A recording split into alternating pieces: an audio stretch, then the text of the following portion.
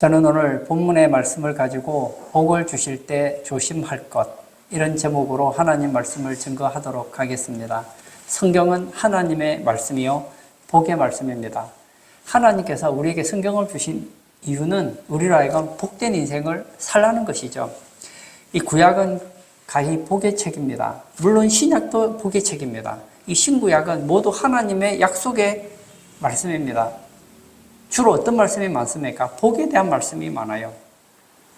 오늘 본문은 이스라엘 민족이 애굽에서 종살이 하다가 출애굽을 하게 됩니다. 그리고 이제 가나안 땅에 들어가기 직전입니다. 이제 조금 있으면 가나안 땅을 하나님께서 복으로 주실 거예요. 가나안 땅에서 하나님께서는 그들이 적과 꿀이 흐르는 복된 땅에서 살게 될 것을 가르쳐 주십니다. 그때에 조심해야 될 것을 가르쳐 준다는 거예요. 다시 말하면 복이 임할 때 조심해야 된다는 거예요. 성공하는 것도 중요하지만 성공을 잃어버리지 않는 거 중요하지 않습니까? 복을 받았는데 복을 잃어버리면 무슨 소용이 있습니까? 오늘 성경은 복이 임할 때 우리가 어떻게 해야 되는지를 잘 가르쳐주고 있습니다. 첫 번째, 여호와를 잊지 말아야 합니다. 12절을 제가 읽겠습니다. 너는 조심하여 너를 애굽 땅 종되었던 집에서 인도하여 내신 여호와를 잊지 말고. 이스라엘 민족에게 가나안 땅은 복이었습니다. 하나님께서 이스라엘 백성에게 하신 그 약속이 드디어 이루어졌습니다. 그들은 아름다운 성읍을 얻게 됩니다. 예루살렘이죠. 좋은 우물들, 포도원, 감람나무를 주셨습니다. 배불리 먹게 됩니다. 뿐만 아니라 주위 국가들이 공격하지 못하도록 하나님이 보호해 주셨습니다. 얼마나 큰 복입니까? 오늘 성경은 여호와를 잊지 말고, 여호와를 잊지 말라는 것은 하나님이 베풀어 주신 은혜를 잊지 말라는 것이죠. 즉 우리에게 말씀하시고 싶은 것은 우리가 누리고 있는 모든 것은 하나님이 주신 것이니 하나님의 은혜를 잊지 말라는 뜻입니다. 사랑하는 성도 여러분, 하나님의 은혜는 가히 설명할 수 없습니다. 그런데 이 시대는 가히 망각의 시대라고 할 수 있습니다. 자녀들은 부모의 은혜를 생각지 않고 잊어버립니다. 회사 다니는 직원들은 회사에 대한 감사하는 마음이 없습니다. 성도들은 하나님의 은혜에 대해서 망각증을 가지고 있습니다. 이것은 무서운 영적인 질병이라고 할 수 있습니다. 제가 학교 다닐 때 불렀던 노래가 있죠. 스승의 은혜는 하늘 같아서. 높고 높은 하늘이라 말들 하지만 뭐 그런 노래가 있었어요. 요즘에 스승님에 대해서, 선생님에 대해서 이렇게 감사하는 사람이 얼마나 될까요?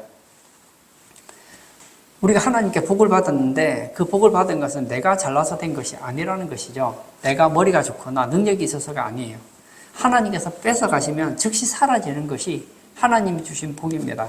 사실 우리는 여러 가지 은혜를 입었습니다. 그 대표적인 은혜를 따지자면 저는 첫 번째가 바로 구원이라고 말하고 싶어요. 우리는 과거 죄의 종이었습니다. 그리고 우리는 죽고 나면 지옥의 형벌이 기다리고 있었습니다. 그런 우리가 예수님의 이름으로 죄에서 구원을 받고 천국을 약속받았습니다. 이거 얼마나 큰 은혜입니까? 그 하나님을 잊어버리면 안 돼요. 그뿐입니까? 우리 이 땅에서도 지금 복을 받고 있잖아요. 우리나라 진짜 지질이 못 살았습니다. 어떤 목사님이 이런 글을 쓴 걸 제가 읽었어요. 배꺼질라 뛰지 말라.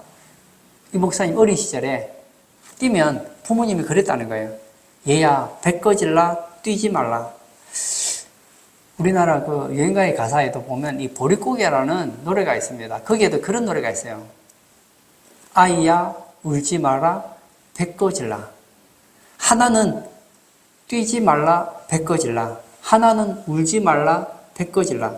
왜 울지 말라고 합니까? 울면 배가 꺼지니까. 왜 뛰지 말라고 합니까? 뛰면 배 꺼지니까. 그만큼 우리가 못 살았다는 거예요. 보릿고개라는 말이 왜 생겼습니까? 그게 우리가 얼마나 어렵게 살아가는 것을 보여주잖아요. 우리 한국 사람들은 제사를 많이 지내죠. 지금도 많이 지냅니다. 그 이유는 조상신이 지켜준다는 것이죠. 그래서 추석이 되면 제사를 지내죠. 명절 때가 되면 이 제사 지내는 날이에요. 어떤 사람은 막 명절과 상관없이 1년에 막 여러 번씩 제사를 지내는 사람도 있습니다.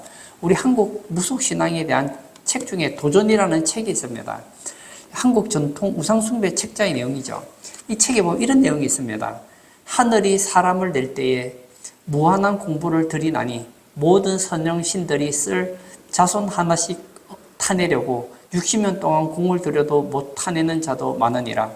이렇듯 어렵게 받아난 몸으로 꿈결같이 쉬운 인생을 헛되이 보낼 수 있으랴. 너희는 선영신의 음덕을 중히 여기라.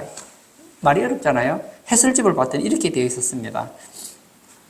우리들 각자가 이 지상에 태어남은 조상님의 지극한 은혜 덕분입니다. 뿐만 아니라 천상의 조상신은 마치 어린아이를 돌보는 어머니와 같이 끊임없이 지상의 자손을 보살핍니다. 그런데 만약 자손이 조상신을 박대하고 조상님의 제사도 모시지 않는다면 어떻게 될까요? 그러면 조상신도 자손을 그러다 버립니다. 심지어는 조상신이 자손을 벌주기도 합니다. 그런 집 자손은 10중 8구 불운한 사고나 우환과 마주칩니다. 어이없는 소리죠. 우리가 이 지상에 태어난 것은 조상님의 은혜 덕분이라는 거예요. 천상의 조상신이 어머니와 같이 끊임없이 자손을 돌본다는 거예요. 근데 그 조상에게 제사를 지내지 않는다면 조상신이 가만히 있지 않고 벌을 준다는 것이죠. 얼마나 엉터리입니까? 우리 역사를 보십시오. 우리나라에 불교가 들어오고 나서 얼마나 많은 제사를 지냈는지 몰라요. 우리나라 얼마나 못 살았습니까? 사실은 이 책대로 하면 지금은 100년, 200년 전, 아니 1000년 전보다 훨씬 못 살아야 됩니다. 그 이유 아시죠? 요즘에는 예수 안 믿는 사람들도 제사를 잘 안 지내요. 물론 제사를 지내는 유교 신봉자들도 있지만 극히 드뭅니다. 옛날에 비하면 제사 지내는 양이 확 줄었어요. 그리고 정성도 옛날에 비하면 많이 줄었어요. 근데 지금 더 잘 살잖아요. 우리 역사 보십시오. 얼마나 비참했습니까? 기독교가 들어온 지 140년 되고 사람들이 예수님을 믿고 신앙생활을 하면서 하나님께서 이렇게 잘 살게 해주신 거예요. 군사, 경제, 정치 힘 있는 민족이 되었습니다. 우리 이거 잊으면 안 돼요. 내가 이 정도로 잘 사는 거 하나님의 은혜입니다. 제가 여러분들에게 종종 이런 얘기하죠. 지금 내가 얼마나 잘 살고 있느냐. 여러분들이 지금 얼마나 잘 사는지 아세요? 조선시대 왕들보다 잘 살고 있어요. 옛날 정성들보다 훨씬 나은 삶을 살고 있습니다. 우리 남한과 북한을 한번 비교해 볼까요? 우리가 그들보다 뭐 잘난 게 뭐가 있습니까? 비슷하잖아요. 근데 그 나라는 왜 그렇게 가난하고 우리나라는 왜 이렇게 부유합니까? 은혜지요. 은혜로다. 그러므로 여호와를 잊어서는 안 되는 거예요. 하나님이 베풀어 주신 은혜를 잊어버리면 안 되는 거예요. 제가 인생을 살아보니까 저도 어릴 때는 기억력이 참 좋았던 것 같은데 나이가 드니까 자꾸 깜빡깜빡을 해요. 잊어버려요. 나이가 들면 기억에 평준화가 일어난다고 하죠. 제가 예전에 모교에 부목사를 할 때였습니다. 그 집사님 한 분이 굉장히 머리가 좋으셨어요. 서울대학에서 나오셔가지고 이제 대학교 교수를 하고 계셨어요. 형제가 5명인데 5명이 다 서울대학을 나왔으니 얼마나 머리가 좋습니까? 근데 그분이 그러시더라고요. 자기가 제자훈련을 교회에서 받는데 제일 힘든 게 성경구절 암송하는 게 너무 힘들대요. 그래서 제가 아니 그래도 집사님은 그래도 한국 최고의 대학을 나오시고 지금 대학 교수님도 하시는데 뭐 성경구절 외우는 거 쉽지 않습니까? 했더니 과거에는 그랬다는 거예요. 예전에는 보면 외웠대요. 외웠는데 이제는 외우고 돌아오면 잊어버린대요. 아 옛날이요. 여러분 우리는 인생을 살면서 많은 것을 잊어버립니다. 그러나 잊어서 안 되는 것이 있습니다. 하나님이 베풀어 주신 은혜는 끊임없이 되새김질해서 그 기억을 지키고 은혜를 항상 감사하는 마음으로 살아야 된다는 거예요. 새찬송가 310장 아 하나님의 은혜로 저는 이 가사가 너무 마음에 들었습니다. 제가 한번 1절 읽어볼까요? 아 하나님의 은혜로 이 쓸데없는 자 왜 구속하여 주는지 난 알 수 없도다. 나는 쓸데없는 자예요. 그런데 하나님께서 나를 구속하여 주셨습니다. 이게 뭐죠? 은혜예요. 우리가 구원받은 거 은혜라고요. 2절 볼까요? 왜 내게 굳센 믿음과 또 복음 주셔서 내 마음이 항상 편한지 난 알 수 없도다. 우리가 마음 편안하게 살 수 있는 이유가 무엇인지 아십니까? 하나님께서 우리에게 굳센 믿음과 복음을 주셨기 때문입니다. 그래서 우리가 이렇게 편안하게 사는 거예요. 이게 뭐라고요? 은혜라는 겁니다. 3절도 제가 읽겠습니다. 왜 내게 성령 주셔서 내 마음 감동해 주 예수 믿게 하는지 난 알 수 없도다. 우리 주변에 보면 예수 믿는 사람도 있고 안 믿는 사람도 있잖아요. 아무리 전도해도 죽으라고 예수 안 믿는 사람이 있는가 하면 어떤 사람도 예수님 믿어요. 여러분들은 예수님 믿으니까 교회 나오셨겠죠? 내가 예수님 믿고 싶다고 믿어지는 게 아닙니다. 이거 은혜가 있어야 돼요. 왜 내게 성령 주셔서 내 마음 감동해 주 예수 믿게 하는지 난 알 수 없도다. 성령님께서 내 마음을 감동시켜서 예수님 믿게 해주신 거예요. 물론 내가 예수님 믿었죠.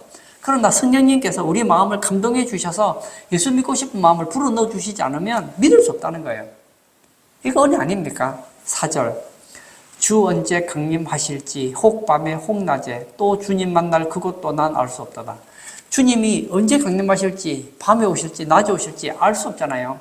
그런데도 우리가 이렇게 신앙생활하고 주의 재림을 사모하는 이유가 어디 있습니까?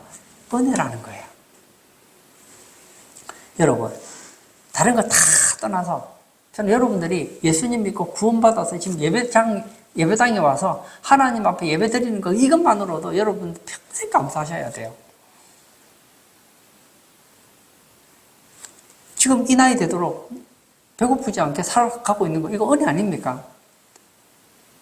내가 살아가는 날마다의 삶이 은혜요. 복이라는 거예요. 이스라엘 백성들이 가나안 땅을 받은 거 은혜지요. 그러나 이스라엘 백성들은 결국 그 은혜를 잊어버리죠. 우리는 어떻습니까? 혹시 하나님이 우리에게 주신 그 은혜 잊어버리지는 않습니까? 우리가 하나님이 주신 은혜를 잊지 않고 끊임없이 간직하고 감사하며 하나님을 사랑하며 하나님을 의지할 때에 이 복이 지속된다는 거예요. 하나님께서 복을 주실 때 조심해야 될 것 두 번째, 여호와를 경외하며 섬겨야 합니다. 제가 13절을 또 읽도록 하겠습니다. 내 하나님 여호와를 경외하며 그를 섬기며 그의 이름으로 맹세할 것이니라. 이스라엘의 역사는 세 가지입니다. 첫 번째는 복의 약속입니다. 하나님 말씀을 지키면 복을 준다는 거예요. 지켰더니 복을 받았습니다. 복을 받고 나면 어떻게 하라고요? 세 번째는 하나님을 경외하는 거예요.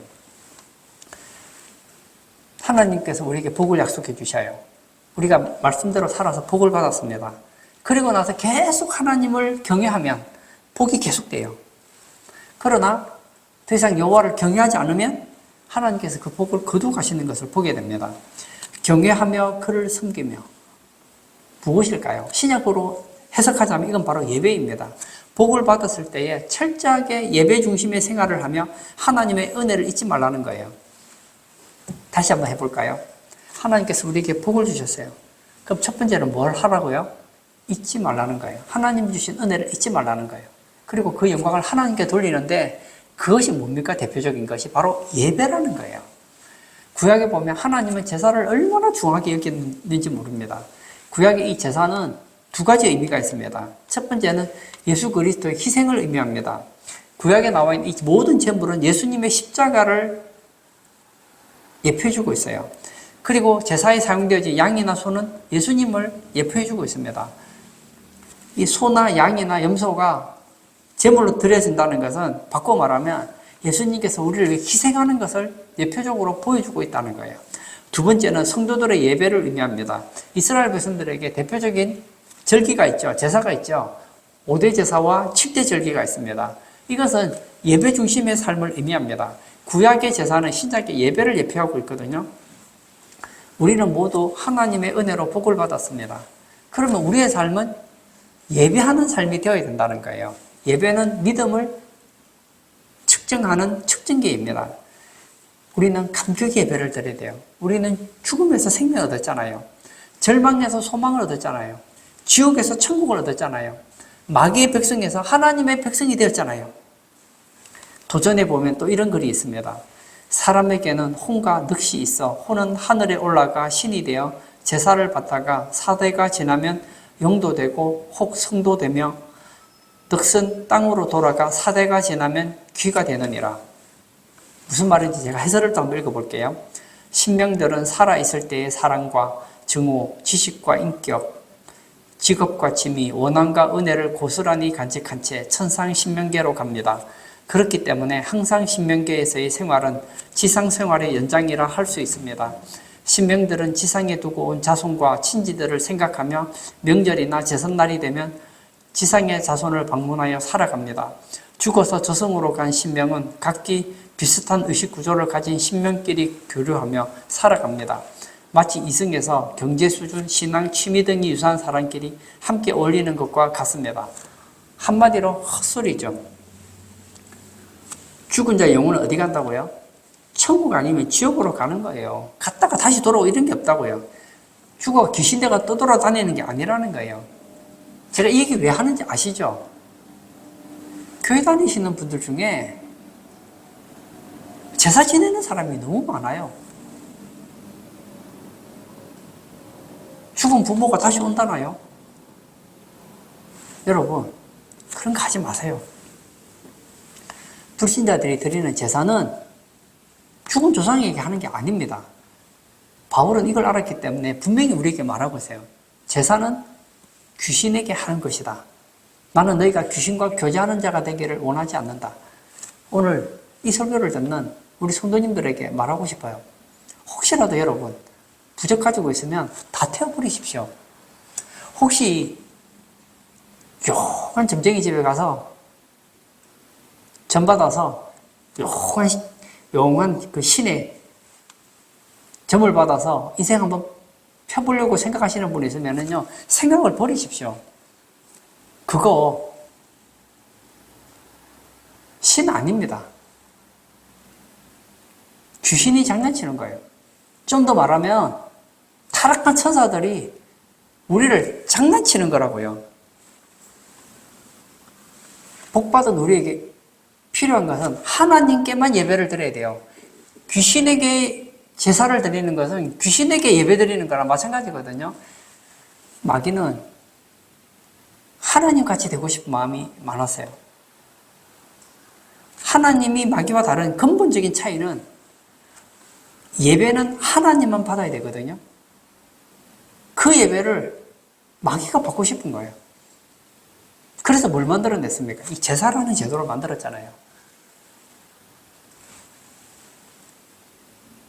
오늘 예배 참석하신 사랑하는 성도님, 하나님은 우리의 예배를 받고 싶어 하십니다.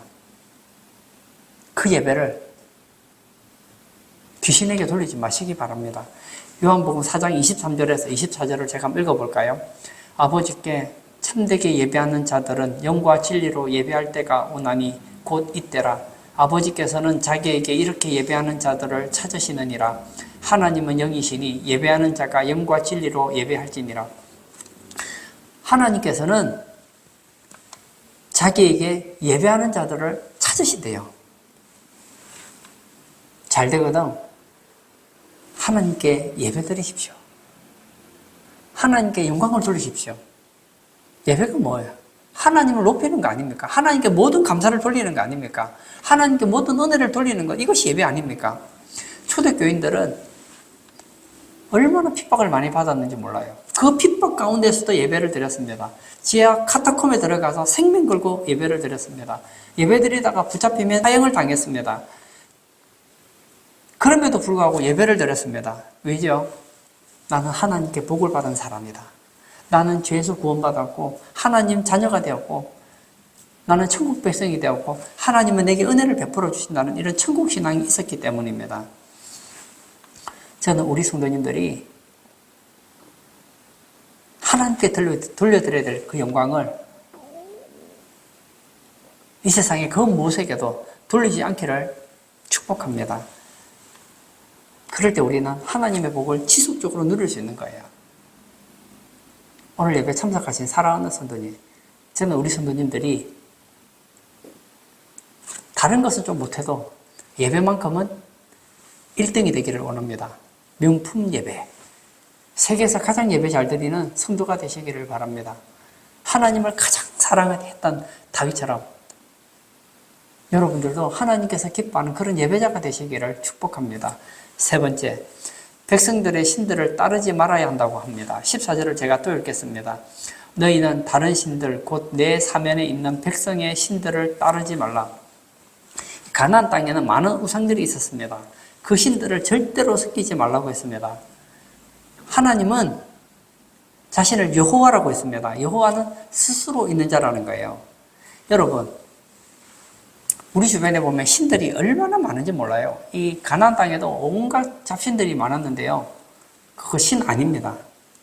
신이 아니고 인간들이 신을 만든 거예요. 정확하게 말하면 신이 있어서 신을 섬기는 게 아니고 만들어진 신인 거예요. 만들어진 신을 다른 말로 뭐라고 하죠? 우상이라고 하는 거예요. 하나님 우상 숭배를 싫어하십니다. 따르지 말라는 것은 섬기지 말라는 거예요. 백성들의 신들, 각종 종교를 말하고 있습니다. 신약에서는 이 우상 숭배를 바로 탐심이라고 합니다.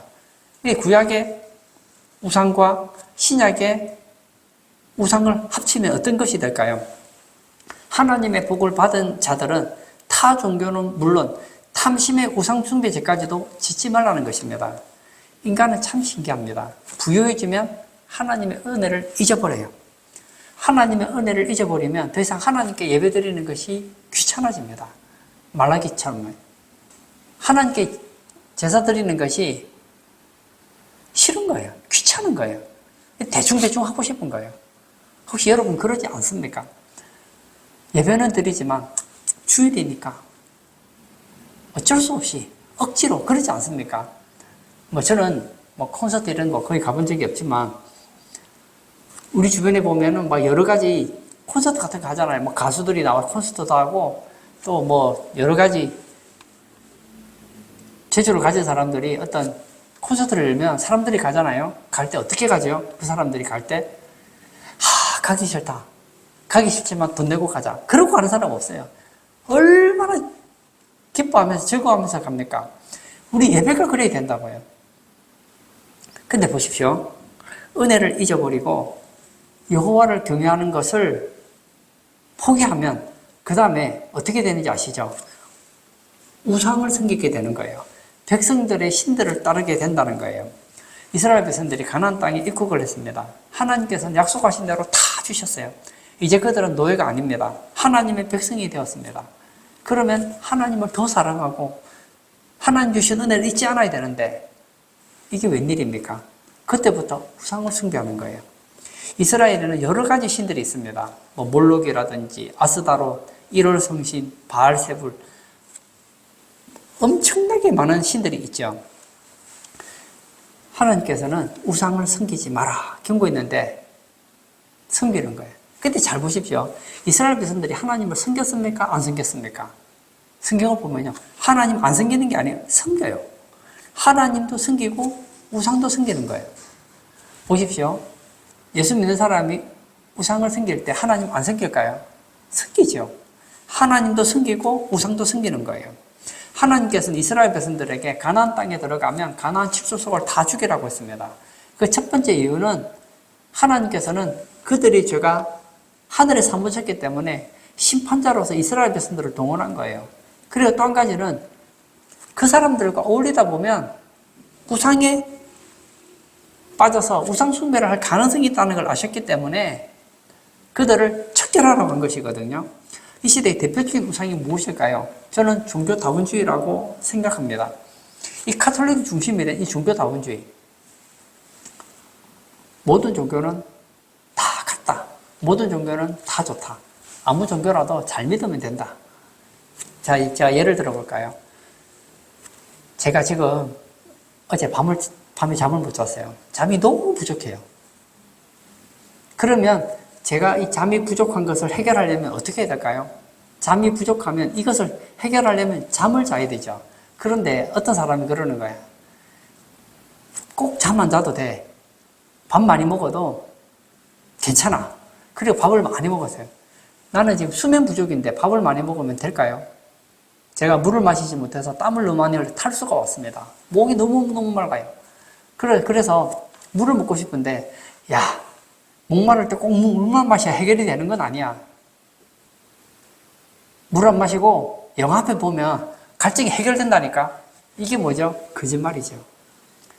천국에 들어가는 길은 예수님뿐이지요. 황금집으로 가는 길도 예수님뿐이지요. 다른 길은 없어요. 다른 길이 있다고 말하면 그게 가짜예요. 그래서 저는 가톨릭을 가짜라고 말하는 거예요. 그래서 가톨릭은 이단인 거예요. 그토록 볼 때는 가톨릭이 개신교랑 뭐가 다릅니까? 그들도 성경 보고 있고, 그들도 예수님 믿고, 그들도 기도하고, 우리가 하는 거 비슷하게 다 하는데요. 근본적인 차이가 있습니다. 그들은 예수님도 믿어요. 하나님도 믿어요. 그게 차이인 거예요. 여러분, 하나님께서는 이스라엘 백성들에게 하나님만 섬기라고 했어요. 그러나 이스라엘 백성들은 가나안 땅에 가서 하나님도 섬겼어요. 이게 뭐죠? 종교 다원주의인 거예요. 나는 예수님 믿지만 예수님만 믿지는 않아요. 나는 예수님 믿지만 다른 종교도 같이 믿어요. 그거 예수 믿는 거 아닙니다. 저는 하나님께 예배를 드리지만 저는 제사도 드립니다. 그거 예배 드리는 예배자가 아닙니다. 저는 하나님을 믿지만 다른 종교의 신도 믿습니다. 그럼 하나님 믿는 게 아니라는 거예요. 두 번째 우상이 뭐죠? 바로 탐심입니다. 하나님께서 인간에게 영원을 사모하는 마음을 주셨어요. 우리의 마음에는 항상 뭔가 부족한 것이 있어요. 이 부족한 것을 채울 수 있는 게 뭐죠? 하나님의 사랑입니다. 하나님의 은혜예요. 하나님의 사랑과 은혜를 받으면 우리는 충분하게 살 수 있어요. 근데 하나님을 내쳐버리고 나면 뭔가가 부족한 거예요. 그것을 채우고 싶은 거예요. 하나님이 아닌 다른 것으로 이 땅에서 100% 만족을 누리려고 하다 보면 부족하기 때문에 계속 더 찾게 되어 있습니다. 이게 뭐죠? 바로 탐심인 거예요. 하나님 한 분이면 충분합니다. 다윗은 하나님 한 분만을 복으로 생각했기 때문에 자족하며 살 수가 있었어요. 잘 보십시오. 성경에 있는 모든 계명은 우리에게 한계를 지어줍니다. 한 남편은 한 아내랑 살게 되어 있어요. 근데 어떤 남자가 자기 아내 외에 다른 자에게 관심을 가지고 관계를 가지면 이건 뭐가 되는 것이죠? 간음이 되는 거예요. 죄가 되는 거예요. 하나님께서 우리에게 주신 것이 있어요. 거기서 만족을 못하는 거예요. 자꾸 뭔가가 더 있어야 된다고 생각하는 것. 이게 뭐죠? 탐욕입니다. 이스라엘 백성들을 생각해 보세요. 그들이 왜 우상을 섬겼을까요? 잘 생각해 보세요. 이스라엘 백성들이 하나님을 안 믿는 게 아닙니다. 믿습니다. 그들은 하나님의 능력을 알아요. 광야에서 하나님은 진짜 최고예요, 최고. 근데 가나안 땅에 와서 보니까 농사를 짓고 살려고 하니까 하나님도 능력이 있지만 하나님보다는 바알이라든지 아스다롯 이런 신들이 더 능력이 있는 것 같아요. 그렇다고 하나님을 또 버리기는 또 아쉬워요. 그래서 하나님도 섬기고 바알도 섬기는 거예요. 그 중심에 무엇이 있었습니까? 바로 탐심이 있었던 거예요.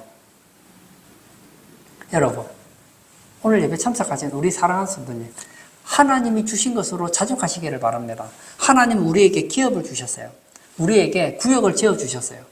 하나님이 우리에게 주신 것만 가지고도 우리는 이 땅에서 충분히 행복하게 살 수 있습니다. 남과 비교하지 마세요. 다른 사람이 우리보다 부자로 살든 더 건강하든 더 많은 걸 가진 거 가지고 탐심을 내지 마시자고요. 하나님이 우리에게 주신 것만으로도 우리는 충분히 행복할 수 있는 거예요. 제가 이솝우화에 보니까 개구리들이 하루는 회의를 하고 있었습니다. 회의를 하는데 하늘에 학이 확 날아가는데 날개를 펴서 날아가는데 얼마나 부러운지 몰라요.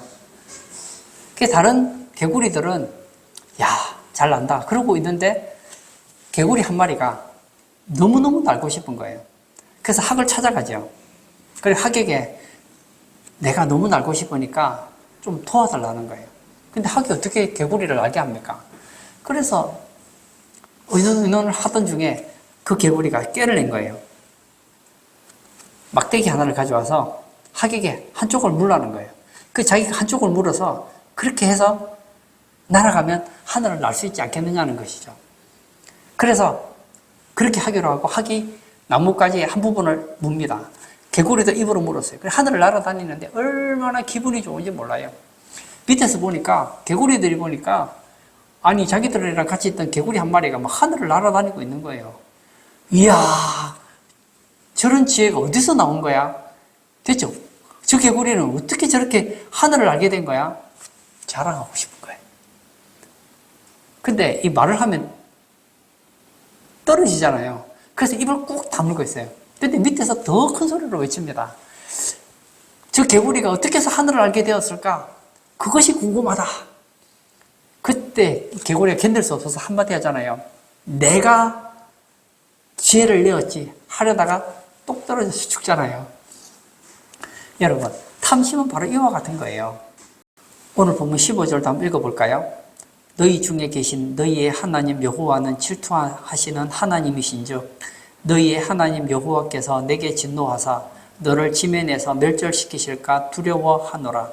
이스라엘은 하나님의 무서운 매를 맞았습니다. 우리 하나님은 질투하는 하나님이에요.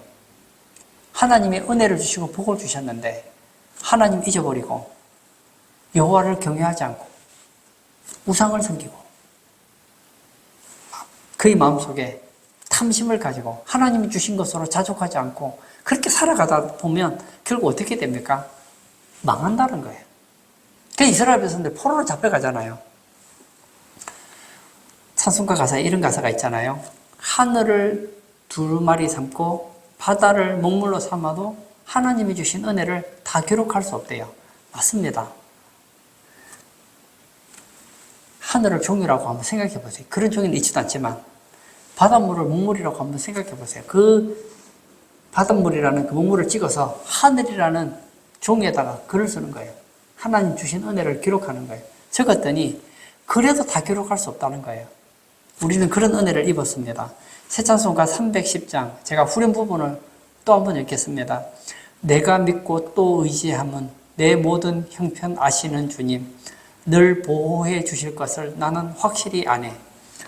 나는 믿습니다. 나는 의지합니다. 그 하나님은 내 모든 형편을 아시고 늘 보호해 주실 것을 나는 확실히 압니다. 맞습니다. 복이 임할 때 조심해야 돼요. 결론을 짓고자 합니다. 저는 오늘 본문 11절과 12절의 말씀을 읽음으로 설교를 정리하려고 합니다.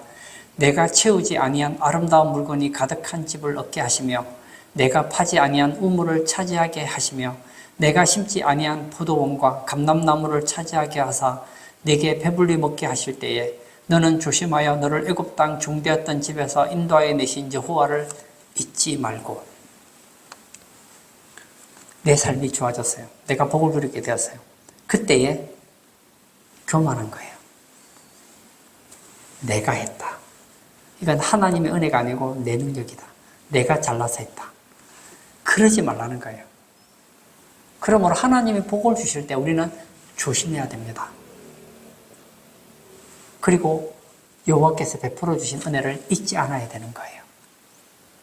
그리고 그 영광을 하나님께 돌려드리고 하나님이 주신 것으로 자족할 때 우리는 더 이상 우상을 섬기지 않을 수 있습니다.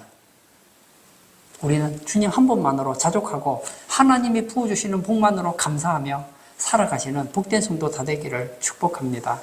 이 시간 한번 같이 기도하기를 원합니다. 왜 우리가 신앙생활을 함에도 불구하고 우상을 섬길까요?